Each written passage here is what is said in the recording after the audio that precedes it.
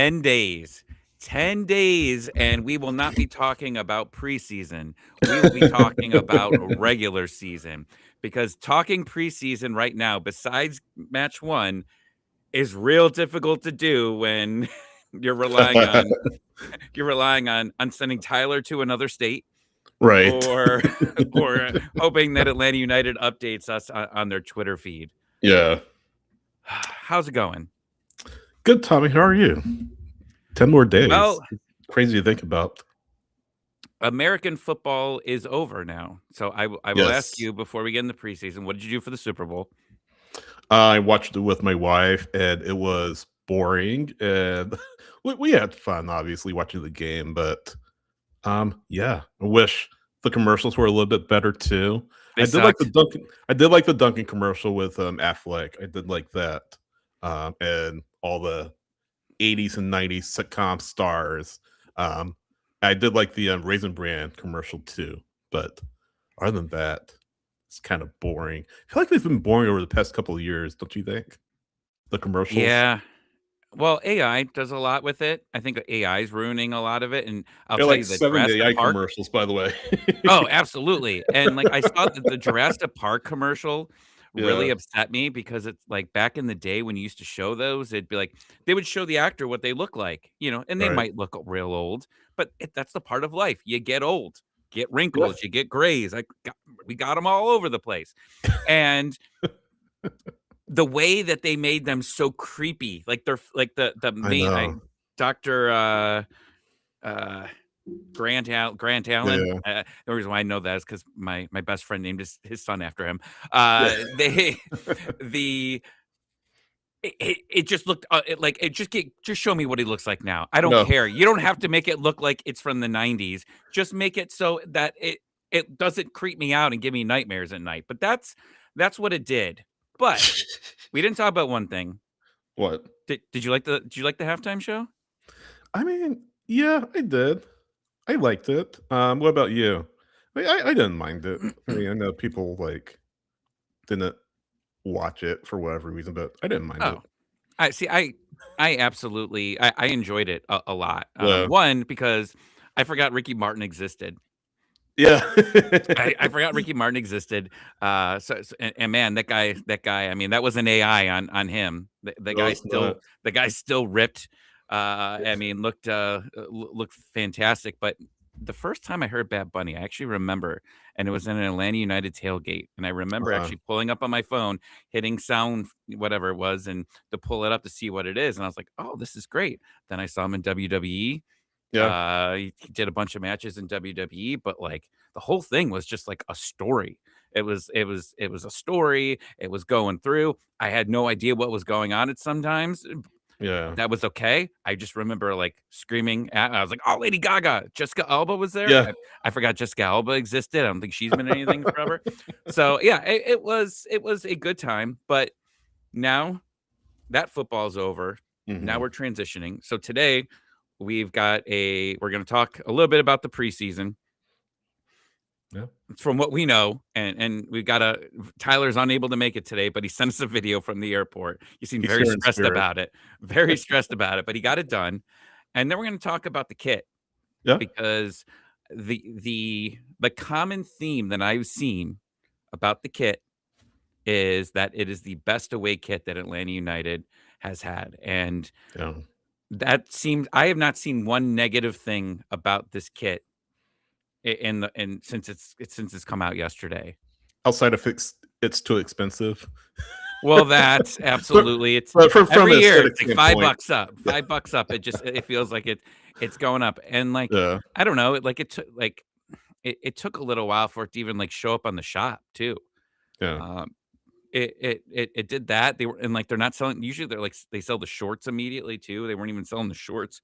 But I heard that like there was, the scarves were pretty cool that they Yeah, had they there are. for it. And then I saw you trying to steal a jacket from our buddy, and Yeah. I want to hear about this jacket. But I mean, it's and we already got comments. New kid's great, huge improvement over the force and Right. resurgence. Yeah, we're if they win in it, we're gonna love it. If they keep losing in it, Maybe we could say it's the most beautiful while we were losing, You but so you mentioned the jacket that Joe, friend of the show, Joe Freihofer, was wearing during the kit release party, and rumor has it that it might be on sale relatively soon. So if you all are watching, listening to the podcast here, are interested in it, maybe check the store in a little bit, or not a little bit, in a few weeks. Maybe might be at the home opener. I don't know. I don't have any inside information, but sounds like it's coming soon. But yeah, the scarf looks great, and most importantly, the kit itself looks great. And Henry and I did a vlog. It's on the Scarves and Spikes YouTube channel right now, so be sure to watch that. But yeah, had a lot of fun. Saw Tim, good friend Tim. Saw his wife. He was there. Nick, Jason, Patreon. Patreon backer Jason, not Jason Longshore, but Patreon backer Jason. Um, and saw a lot of people there. It's a lot of energy, a lot of great people there. Tommy, and yeah, I'm excited. Like you I said, want to go to one. Damn it! I'm never gonna get an opportunity because I always come in. I always come in the week of the game. So yeah, I know, yeah, like, before they were doing like that little preseason party on the Friday before. As soon as I started arriving, they moved it like to the week before that. So now I don't get to attend those, but yeah. I'll be in town and for the opener, and definitely we'll be at the tailgate and probably other places. So come find me. Let's have some drinks.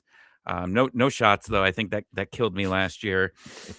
That's a story for a Patreon story. But I'll be yeah, preseason. yeah, I am, and I know this isn't on the club. It's not like this preseason tournament is in Atlanta, so they don't have as much pull as they would if it was somewhere closer here. right, But it's really disappointing that we're not able to see really much of anything yeah, here in the to see what this brand new team looks like. Like, if there was a preseason that said, "I need to see it," it's this one for multiple reasons. One, yeah, Tanta's back, okay? And, we went through a really bad year last year, an absolutely really bad year. So we're looking for anything that makes this team look right, decent. And we saw a little bit of that in the one that was televised on YouTube, and I thought that was great.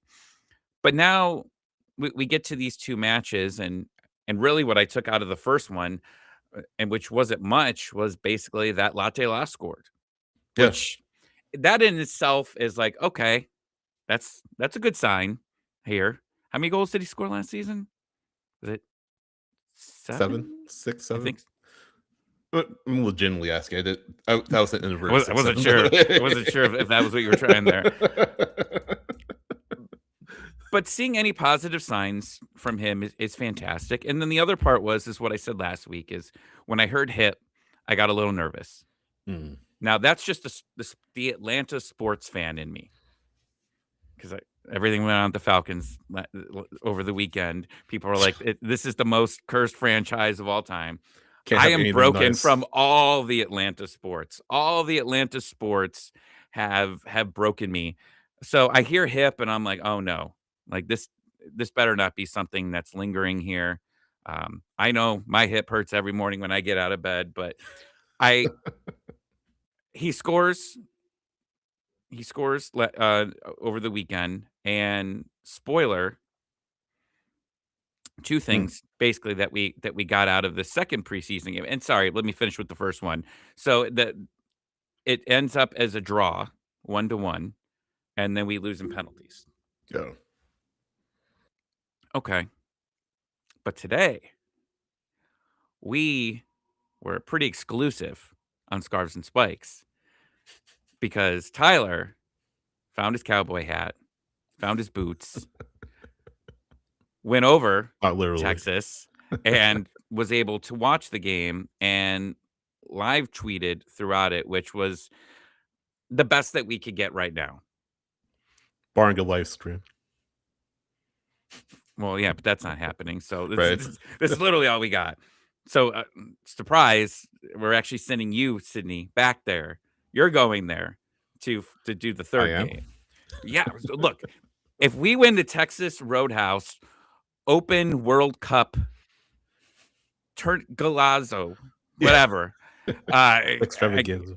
Extravaganza. If that's what we won, somebody needs to pop the champagne. Somebody needs to throw the confetti at the players, and that's you. First off, that will be absolutely you. Considering it's media only, I don't think that'll go over well with either Atlanta United's communication staff or Dallas's communication staff. It'd be pretty funny though. It'd be really funny. Yeah. But what we do know about this game is Latte La scored again. Yeah. Saba assisted on that goal, which we're doing predictions, and I think it's been put out to the world here. So if you want to throw your predictions out here, check the Scarves and Spikes account. Go in, put your predictions in there. I'll tell you my bold prediction here. I'm not waiting until next week. I got Saba 7-7. Okay. 7 goals, 7 assists. I think he had 6 assists last year. It was either I think it was 6. Yeah. But I feel like this is the year. And when I saw that he had the assist, he's back. Yeah. He is back, and that's good to see. And you know how I know Saba's back, What's that? Sydney? How do you 2 know? own goals. Oh, 2 own goals in this game. Yes, Atlanta came back from down 2-0. 3 goals and 2 own goals in like a span of a couple minutes.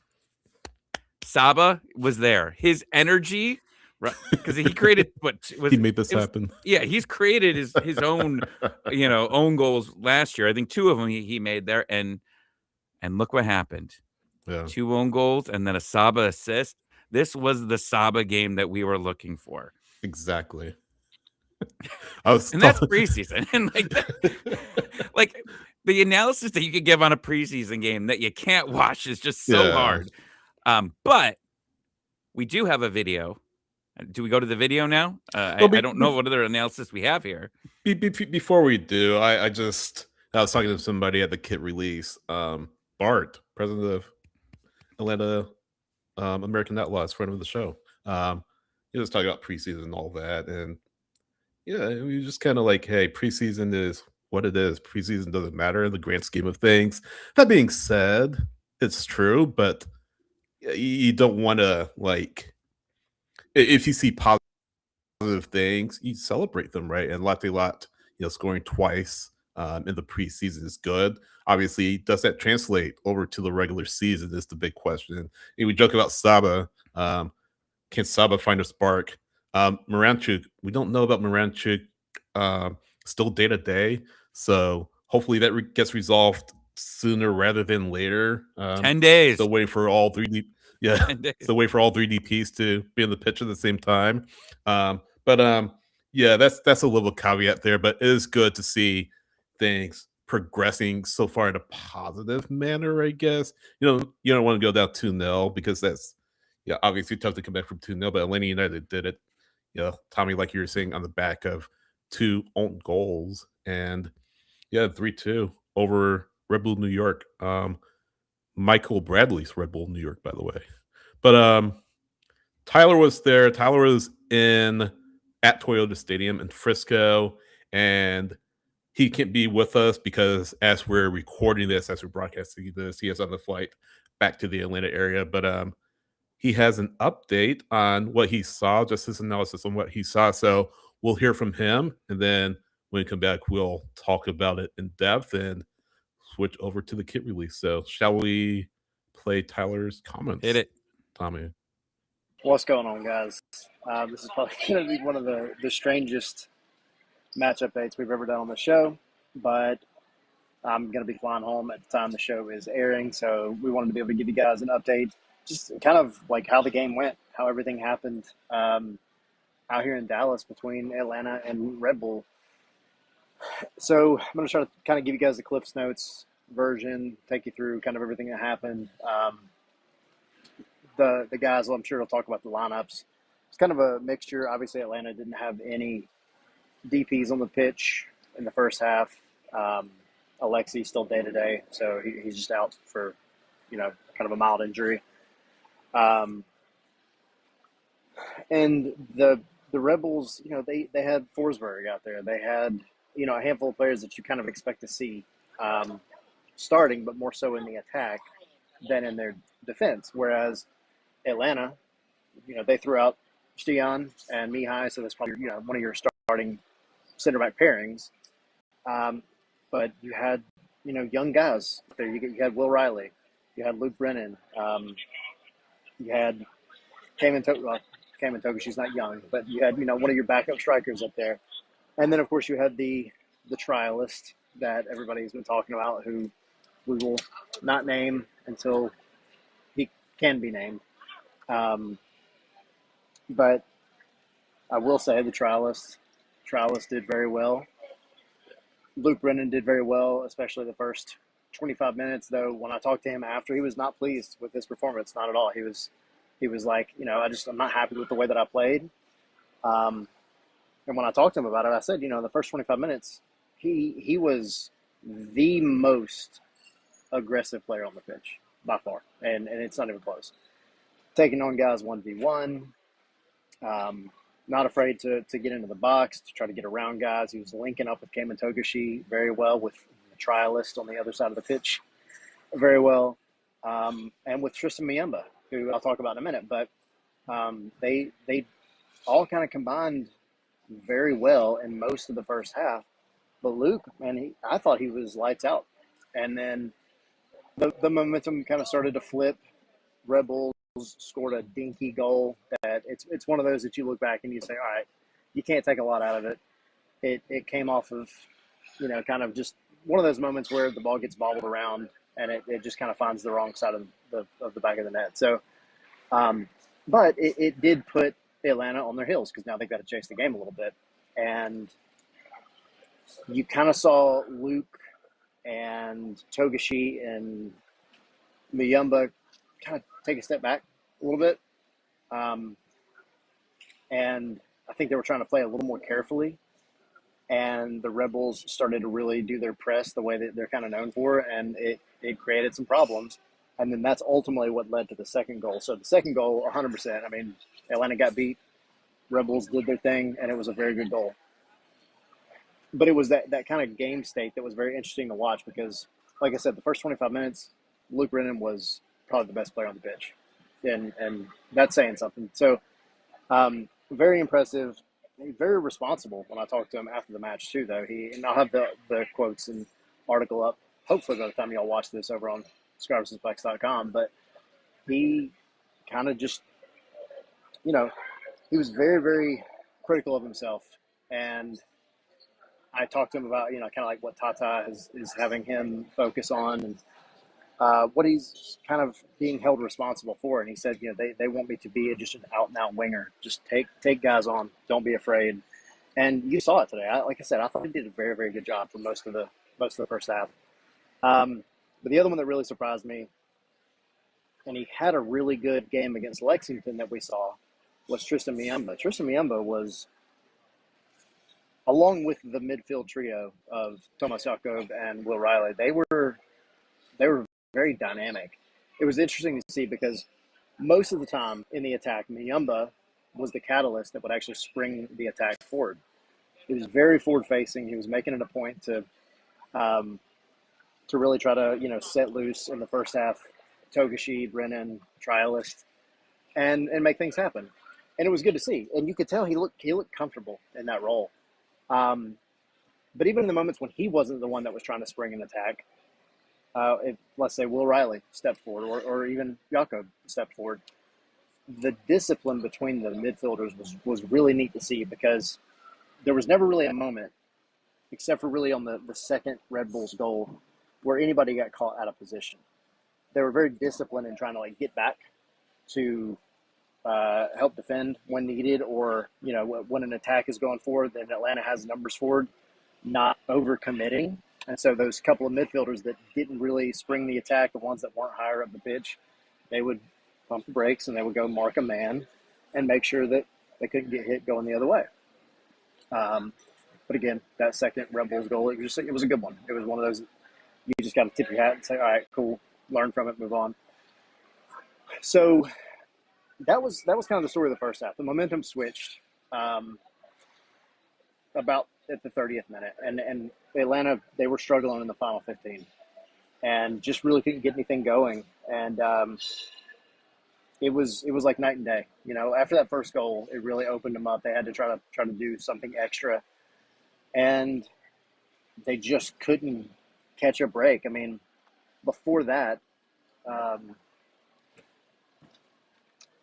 I think it was Muyumba that played a ball out to Luke. Luke was very confident taking on his guy 1v1, gets into the box, plays a.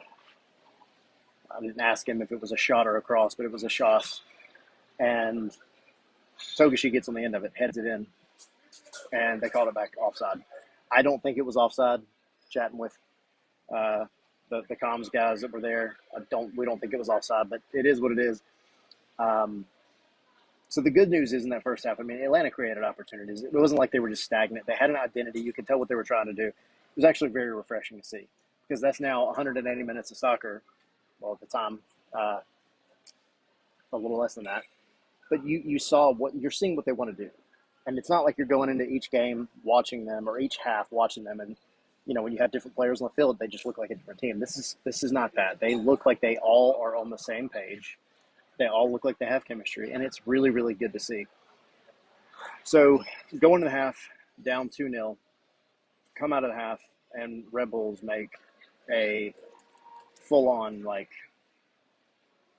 actually think it was a full 11 player change. Whereas Tata sent out the same lineup minus the front three. Luke Brennan, trialist, and Kema Togashi came off for Saba, who initially went out left, Miggy on the right, and then Latte Latte up top. And, it didn't immediately click, actually. Like, Red Bulls came out, and they were still kind of, I think, riding the high from the first half. And, the first 15 minutes or so were just kind of back and forth. Red Bulls honestly looked a little more dangerous. And then Atlanta started to find their groove, and they started to kind of really get going. And they created some opportunities. They end up with a corner, and ball gets sent in. And very similar to how the first Red Bulls goal happened, it was the same thing with Atlanta. The ball gets dinked around, and it just goes in the wrong side of the Red Bulls net if you're a Red Bull fan. And it worked out for Atlanta. Kind of a ball don't lie situation. The soccer gods even things out. So it was, that kind of, I think, lit a fire under Atlanta. So then the front three, they really started to find each other, and the midfielders really started to find them, which was really encouraging. Miggy was getting involved. Latte Latte had more than a handful of opportunities where he was either 1v1 or 1v2, and it was just a foot race, and he's beating guys, but it got blocked. I think he got blocked 3 or 4 times with shots on goal in the second half. So good signs there. Second goal, though, it comes from that. It comes from the guys hitting on a little bit of a counter transition moment, and they're coming in, and it was Latte Latte trying to find Saba across the face of goal, and the ball gets sent in, and one of Red Bull's defenders went to go try to send it back the other way and accidentally sent it right in the back of their own net. So it was a moment that came from pressure, which is good. Again, you see that the guys are getting into the right spaces, and they're making the right movements and things. But it's still an own goal. So that drew it up 2-2, and at that point it was basically just Atlanta's game. And then you had the one true, with the run of play, kind of open play goal that was really, really good to see. Another transition moment, Tata ball, just as we know it. And you have Saba coming down the right. He sends in a good little cross to Latte Latte, and it was spot on. Latte Latte just has to kind of hop up in the air and just dinks it past the keeper, makes it 3-2. And I think the one other thing after that was very interesting to me is they didn't let up at that point. Like, another goal got scored, an absolute golazo from Miggy that gets pulled back for offside. He gets hit with essentially like a across the field switch volleys it off his chest. As it drops, to his foot, he hits it, and it's spot on. It's past the keeper. It was a banger, and he gets called offside. It was arguable, not as close as the first one. I could go either way with it, but ultimately, Atlanta hit the back of the net 5 times today, which is, again, it's a good sign. So lots of really good things out of it. I was a little worried. I think if I have to criticize anything, I was a little worried in the beginning, kind of seeing how badly they got opened up after going down a goal. And I was concerned that, they didn't have the midfield strength to really solidify, after going down and then still trying to play the type of ball that they want to play, which is quick and at times dangerous because you're committing numbers forward. And when you're chasing a game, you have to commit more numbers forward. And so I got a little worried. In the beginning, I don't feel like they handled it the best, but I do think having some of the veterans out there, it did kind of help stabilize things. The switches, you're bringing DPs on, that definitely helped. Luke Brendan talked about, I think it's kind of an underrated thing because of how quiet he is, but Luke talked about Miggy and just the leadership that guy's been bringing that goes unnoticed, both on and off the pitch. So, I think a lot of fans think of Miggy as just like this kind of quiet dude that smiles a lot and he's a baller. But according to a lot of the folks that I've talked to, he is contributing immensely with the stuff that you don't see. And Luke even said it kind of has to do with the relationship that Miggy and Tata have because they both are on their second run here, and it adds a little bit of stability. And it just creates kind of a dynamic that the rest of the team can feed off of. So anyway, all in all, successful day. Got to see a handful of players. Lots of guys that haven't got as many minutes, I think, are getting more. There was nobody, really that stood out in a bad way. I think there were some that were less effective than maybe others, but you definitely had some that stood out. Like I said, Luke will give himself, his own criticism, which I think is a great thing to see from a young player. But you also have to give credit where it's due, and I thought he was, for a solid 25 minutes, the best player on the pitch. So beyond that, Latialat's second goal of the preseason, and he looks good. Miggy was getting very involved, looked very good. He did have one shot that he missed out wide, unfortunately. But the opportunities were coming. It was good to see, and the midfield looks very, very fun at this point. So, anyway, we'll get back to the guys on the show, and y'all check out the website. I have an article going up. Like I said, if it's not up there already, it will be soon. That kind of goes into more detail about what Tristan Miemba, what Luke Brennan said about the game, kind of in detail. Yeah, I'll see you guys next week.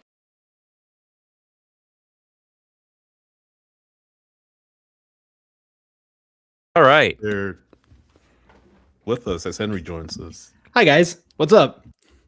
Welcome in. How are your taxes doing? And I heard you were doing your taxes. So your family's doing your taxes. Yeah, taxes are great. Took a lot longer than I thought it would, but we're here. Gentlemen, preseason, huh? Your mustache is growing into someone that looks like they own a haunted mansion. You look like Vincent Price, and it's Vincent Price, right, Sydney? House on Haunted Hill? I have no idea. You've never seen House on Haunted Hill? Oh, it's a banger. No. The original and the one. Neither have I. Yeah, well, yeah, you weren't even born for either one of them. I think your parents were probably born when the original came out. Right. But you look like you own a haunted house now. Well, thanks, I guess. Sounds fun? Question mark? Yeah. What's wrong with it? Right. So things sound pretty good from what Tyler said about this game. Like, obviously there's still things to work on, but Saba on the left. It worked though.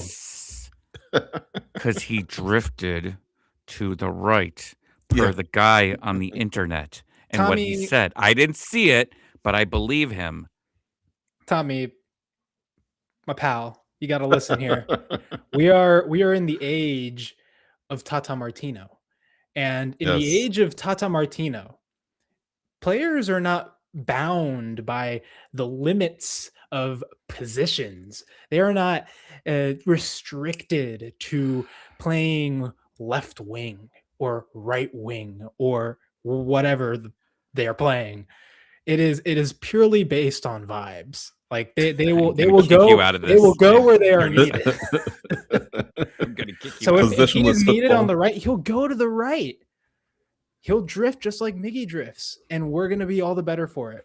So This isn't Fast and Furious. We don't need drifting. We don't need drifting. Okay. Tommy, before you came on, said his prediction for Saba in 2026 was 7 goals, 7 assists. Do you agree or disagree? 7 goals and 7 assists. That seems a little generous, to be honest. He had 6 Uh, assists, I think, last year. Yeah. and then 0 goals, right? Right. Well, I mean, yeah, but like they almost went in, so they each count as like a fourth. So he probably was Right. a 2. Almost. Yeah. Almost counts in this world. No, but look, I think Saba's role on this team for the time being is going to be just a depth piece, probably. And for that, I wouldn't expect more than maybe 10 to 12 goal contributions, if we're Mhm. being honest. Yeah, I don't think 7 and 7 is the way to go. If I would probably put it at, I'll say maybe 4 and 7. That's an expensive depth piece. though. I mean, what other mean- choice do you have unless someone comes in and buys them? I mean, who's Are to you say going to no bench one does? Moranchuk or Miggy? I mean, who's to say no one I'll tell does come in and buy him? I mean, that's thing is that's a huge contract, guys, to trade with an MLS. So it's got to be an offer from outside the league. But I don't mean, know. he's got to create that for himself, though. He's got to be able Yeah. to bring his worth up here because, like you said, Yeah. it was terrible last year. It was absolutely terrible. But I don't believe that a guy that was, I don't remember how many goals he scored the previous year, but I don't believe that you could go from being a decent MLS player on a regular basis above average, let's say above Yeah. average, to 0 goals in an entire season. And And- you brought in a coach, an offensive minded coach that knows how to get players the best out of them. Yeah. 50 goals is the ceiling. 50. It's a high ceiling. It's a very Whatever. high ceiling.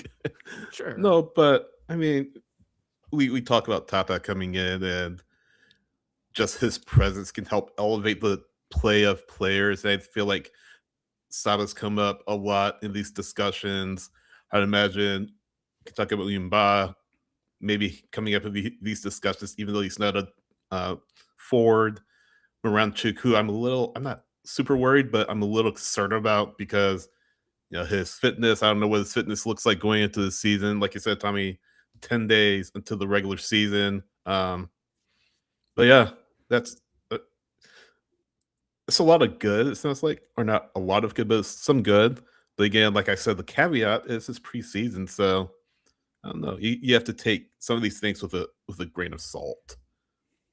So, guys, I Absolutely. just hopped on. I'm not sure if y'all have already discussed this, but Mhm. Atlanta is in a good position to win this Texas Roadhouse Ultimate Super SmackDown Cup, if we're being Yeah, honest. Super SmackDown. Oh, I didn't add SmackDown to it. Damn it. Yeah. they have Hell yeah. We have the official table, and right now it is Houston and in first place with 5 points, Atlanta in second with 4, Dallas in third with 3, and then the Red Bulls have 0 points. 0 points. Stupid Red Bulls. So look, Atlanta just needs to beat Dallas in the last game, and then Mhm. hope that not the Red Bulls, that Red Bull New York. Got to correct myself there. Red Bull New York does Whatever something they're against Houston.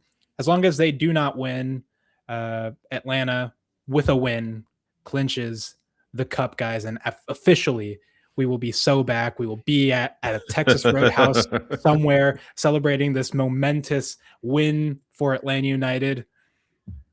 Aren't you excited?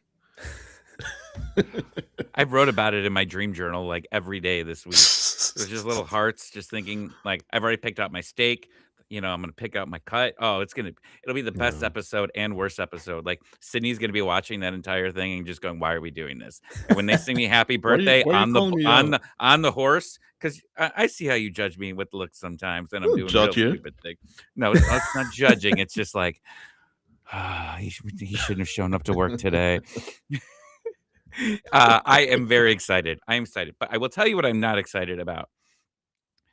I put in the chat, and I'm disappointed that we only got a few answers. There's some good ones, but who is the mystery trialist? And I don't want the right answer. Lamine I want Yamal. the wrong answers. Lamine Yamal. None of you are saying anything, so I could be onto something. Brooks Lennon, he's back. Well, that's actually one of them in here. We got Ronaldo. Right. Brett had a good one here. Drake May. He might be looking for a career change after whatever that 6 performance sacks was. in the Super Bowl. Get him a decent O-line finally. Omer saying Mo Salah.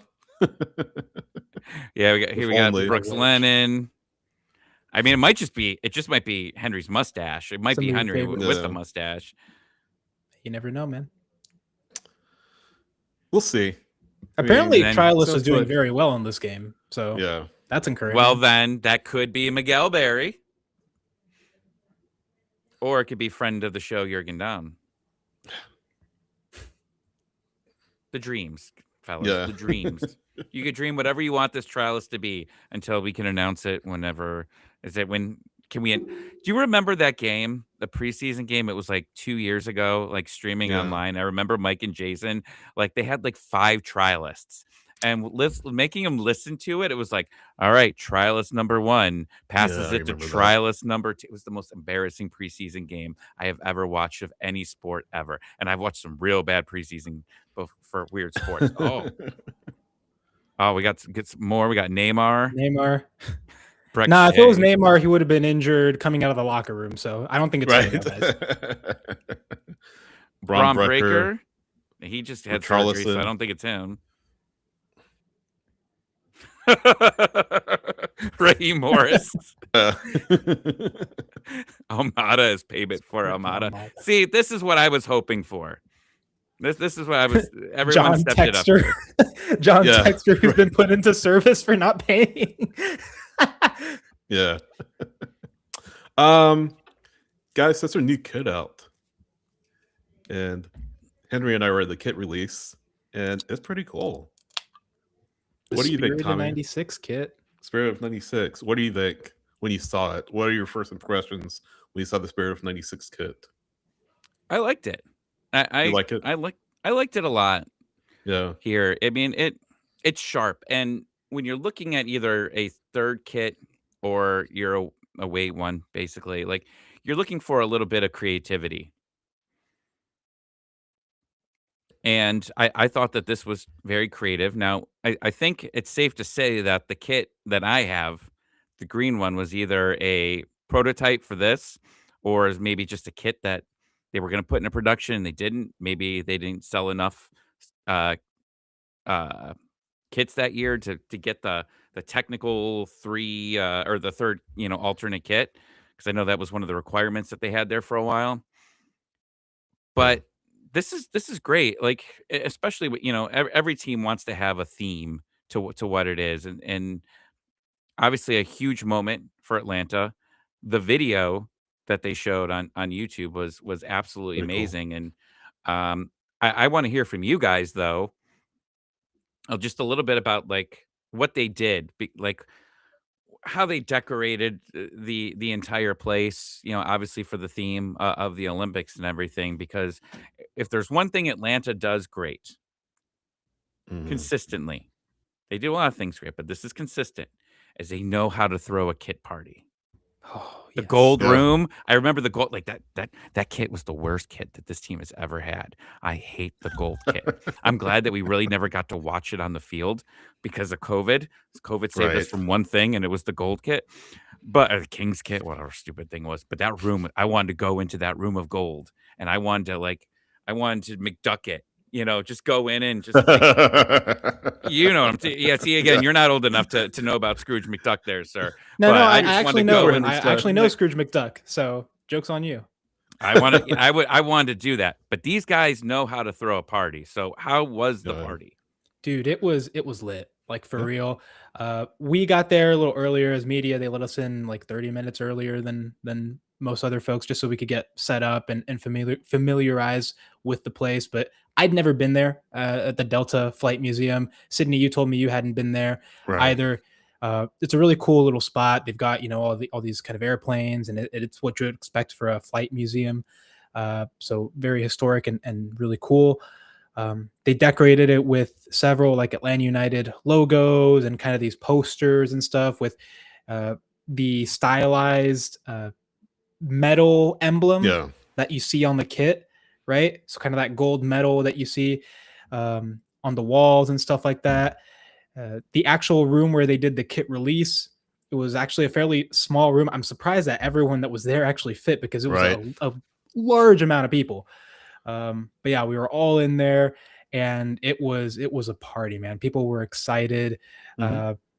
When the kit was revealed, the reaction was just overwhelmingly positive from Yeah. what I gathered. People were they liked it immediately after kind of the whole presentation, which by the way, they had Olympic athletes with ties to Atlanta that were there to kind of model the kit. Brad Guzan, who was an Olympic athlete way back when, but he modeled the kit and he was there.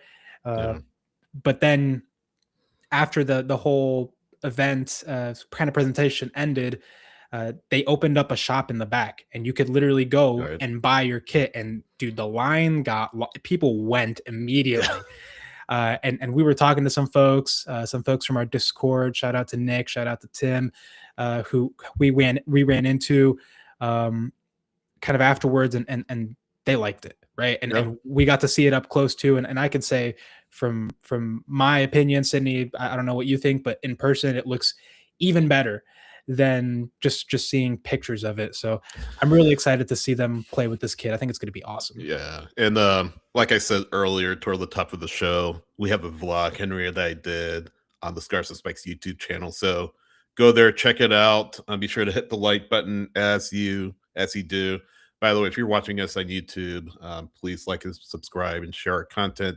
If you're listening on Apple Podcasts or Spotify, head over to the Scars and Spikes YouTube channel because we got a lot of great stuff going on over there. But yeah, like you said, Henry, the pictures don't really do it justice. It's a great kit, really very well thought out. I know Atlanta fans have been clamoring for this for really years, especially with the city's ties to the Olympics. And what a perfect tie-in between the 30th anniversary of the Olympics and the World Cup coming to town here in the next few months, which we're all excited about.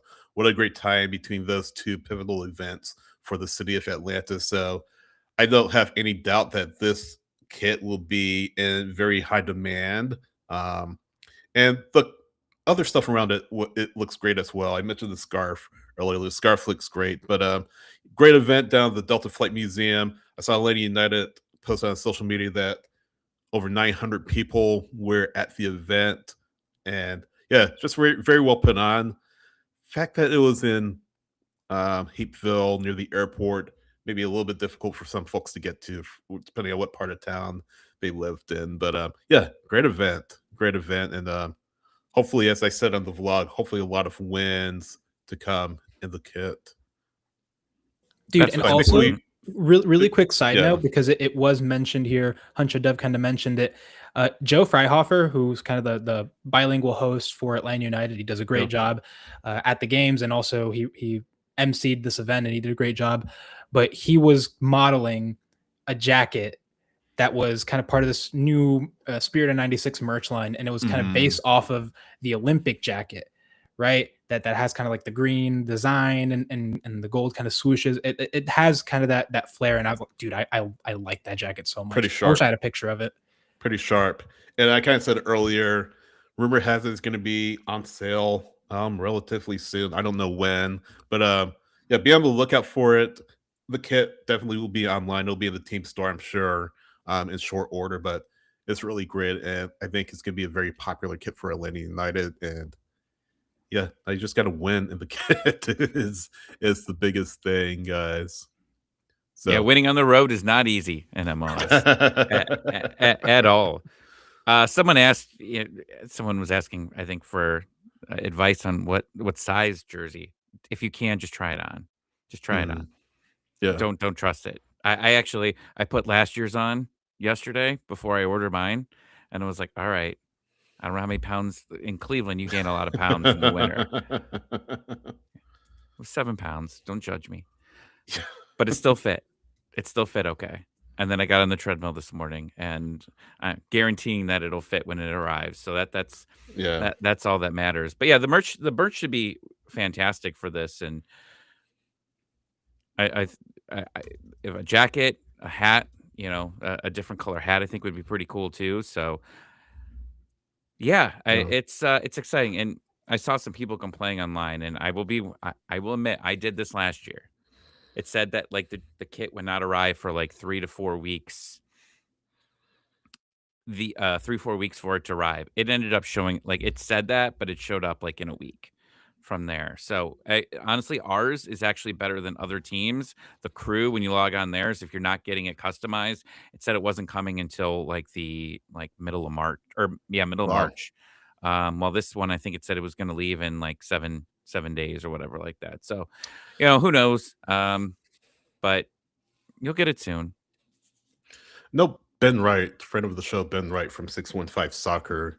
He did his kit rankings, and I don't want to spoil what he did, but go to 615 Soccer, their website. They cover Nashville SC and MLS, but he did his kit rankings. I think some other places have done their kit rankings, but Are we from doing what it? I've seen, we might, but from what I've seen from other sources around the web, looks very, very positive. Looks like very, very positive sentiment toward Atlanta United's kit. So that's great to see, because that's when you know you really hit on something where you're not being critically panned across social media, across the internet about how terrible your kit looks. But yeah, great kit, looks great, and I know again fans will definitely be excited to get their hands on it. Is this Before a it top sells 3 out. kit? I think so. Yes. Absolutely. I think What are it your is. other two? The Yeah, city I'll kit. do it's the the week OG before kit. the preseason. So we I'll do got OG kit for number 1, and then Okay. number 2 is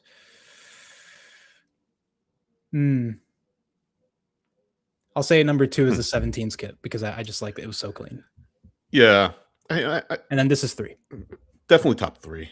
I mean, I could go different directions. OG, like Henry said. I'm pretty partial to the city kit personally, from a couple of years ago. Just everything they did around that. So those are my personal rankings. They could change, but those are my personal rankings right now. What about you, Henry? Or Tommy? What's your top 3? I think people are going to hate mine. I think they're really going to hate mine. The OG Yeah. is number 1 for Right. me. Just my first stop in the Mercedes-Benz Stadium. Never watched an Atlanta United game in my life, and seeing that and go, that is the sexiest soccer jersey I've ever seen in my life. I absolutely. And then my other 2, here's where it gets controversial. The peach kit. Not bad. I loved that one. I'm an orange. I like orange. I think it's fantastic. So yeah, I love that one. And then the other one, I called it the Sith jersey. I don't actually remember what the actual name of it was. It was like all black with the few thin red stripes in the middle of it. Oh, the black And- kit.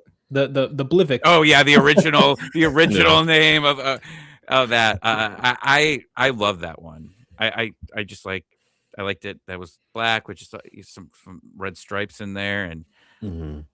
yeah, that's a top 3 for mine. I know Sam Jones like hates that one. I'm pretty sure I've seen him like just trash that one so Yeah. much. Man, I still wear that one on a regular basis. But Just to spite hey, Sam. no, just yeah, and my I'm love for kidding. Star Wars, I guess. But yeah, it's this one's up there. I do like it. Look, you got to have creativity. Like the crew, Yeah. I don't know. I mean, we saw quite a few. I saw a stat that said if you have if you like a team, like a 10% of the league has yellow kits this year. So I thought that was pretty funny. Yeah. Um, Rave and reviews though. But, like, yeah, like, the crew, like and, like, Manchester United's, like, another example is, like, they just create the same red home jersey every time with just, like, the smallest thing to get you to buy it. And the crew, like, when they did the Charlie Brown one, pretty cool. And then Yeah. this year's, it's like, okay, it's got a collar on it. Right. All right. Real quick, Tommy, can you describe a difference in your emotions in regards to this preseason that's compared to the same time last season? Okay. You gotta go back to answer this. You really gotta go back and think exactly where we were at this point in the offseason. We just got Miguel Almiron back. Tyler told us he was a top 3 Top winger in 3. the world, in the universe. And then we got Latte Lot there. So, yeah, I mean, it was 100. Where I felt in the preseason last year was 100. This year, I'm telling myself and the predictions that we do next week, the form that Henry put together, go to Scarves and Spikes. It's on the website. Is the link on the website too, Social Henry? media. On socials, it's on the Yeah. Discord if you're in there. So fill that out with your predictions. But I promised myself at the end of last season that no matter who signs here, no matter what happens, and the signings, they made a lot of signings, nothing that made me real excited. That I got to see. I got to see it to believe it.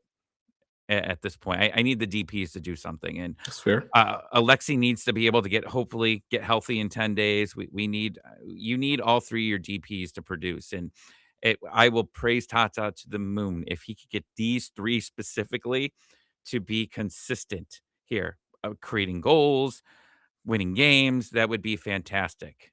But until then, until we get into about, I think what we talked about 6-7 weeks into the season, we got to see. We'll talk about it here. Yeah, that's fair. That's fair. I mean, because we already went through the schedule the other week, but yeah, definitely fair to kind of withhold your judgment until you're a little further down the line.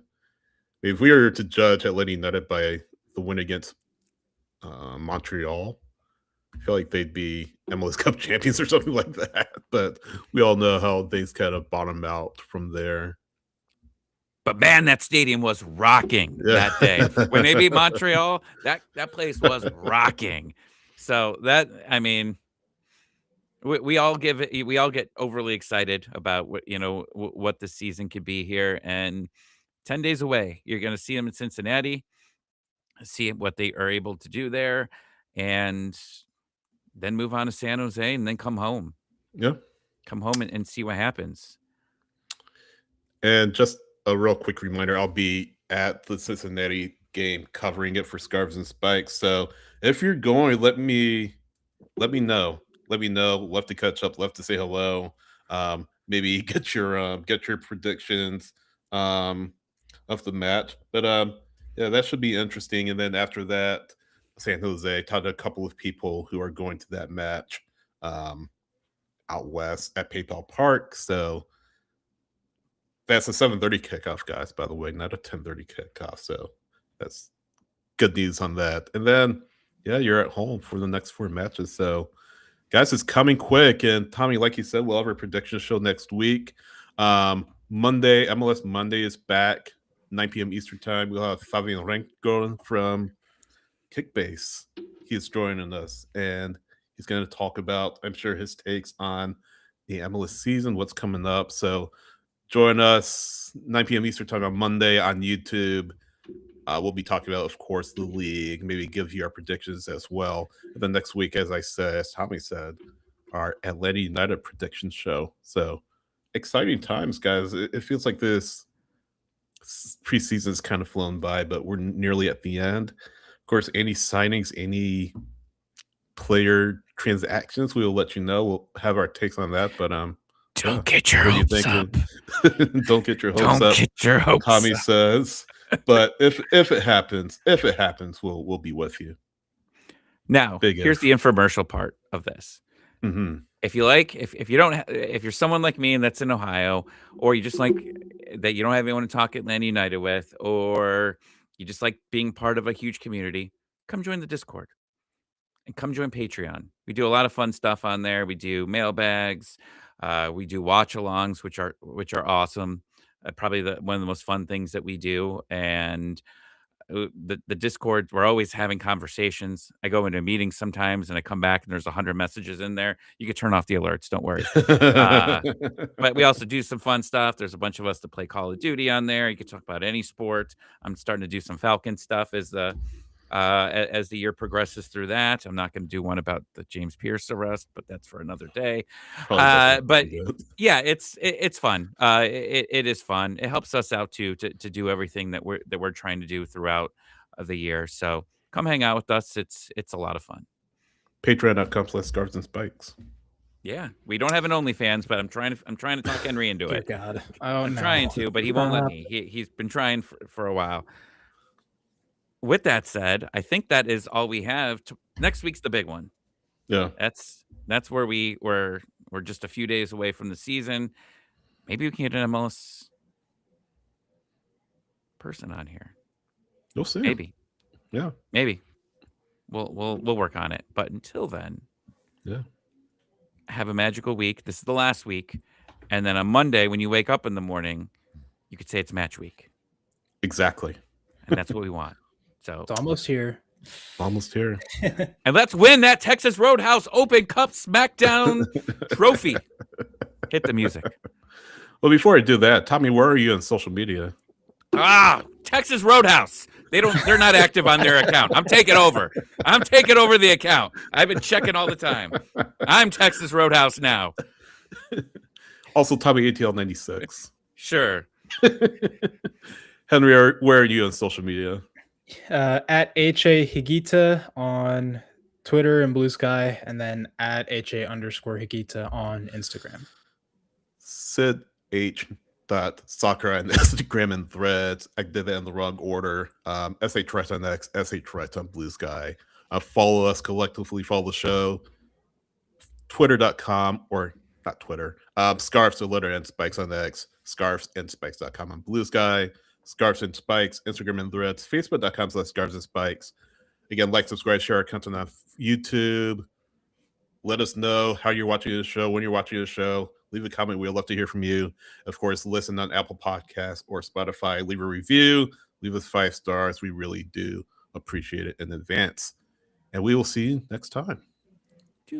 See ya.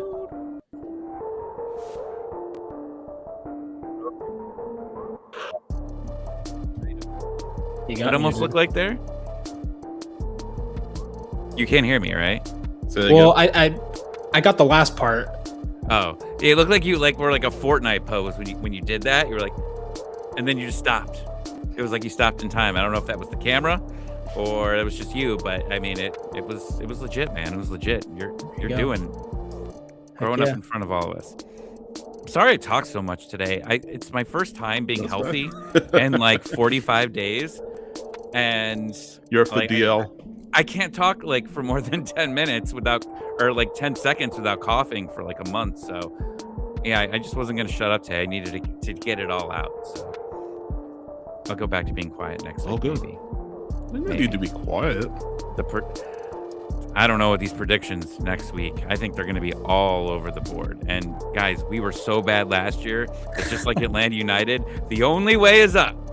That's the only way you can go is go up. Have y'all gotten your predictions in? Not yet. I got to work. I think I might have been. You're still meditating on them. Still thinking about it. No, think carefully. We've got already 32 responses on the fan community forum. So, guys, if you haven't already, be sure to fill that out. We will be doing an article with those responses very, very soon.